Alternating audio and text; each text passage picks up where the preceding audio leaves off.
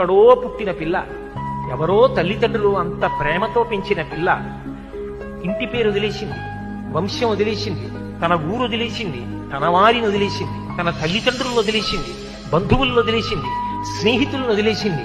ముక్కు ముఖం తెలియని నా కొడుకు చిటికిన వేలు పట్టుకుని నా ఇంటికి వచ్చింది. తాను మరణ సదృశమైన వేదన పొంది ప్రసవాన్ని పొందింది. నేను తాతనయ్యానని తాను పొంగిపోతాను.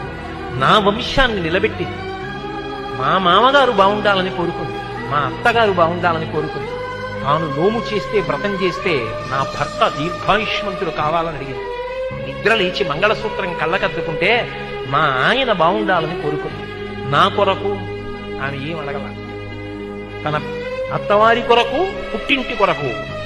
ఆ పిచ్చి తల్లి ఎక్కడో పుట్టిన పిల్ల నా ఇంటికొచ్చి ఇన్ని చేసిందే, ఆ పిల్లగా నాకెక్కువ, నా కొడుకు ఎక్కువ అంటే ఆ పిల్లే నాకెక్కువ, నా కోడలే ఎక్కువ.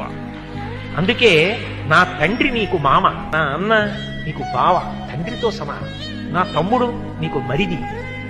ఇప్పుడే పుట్టకపోయినా నీకు 2 ఏళ్ల తర్వాత కొడుకు పుట్టినా నీకు కొడుకున్న దాంతో సమానం, ఇదిగొచ్చిన కొడుకుతో సమానం. మా అమ్మకి కొడుకెంతో నీకు మరిదంతే, నీకు కొడుకుతో సమానం. ఇప్పుడు ఆయనకి చెందినవన్నీ ఆమెకు చెందినవైపోతున్నాయి.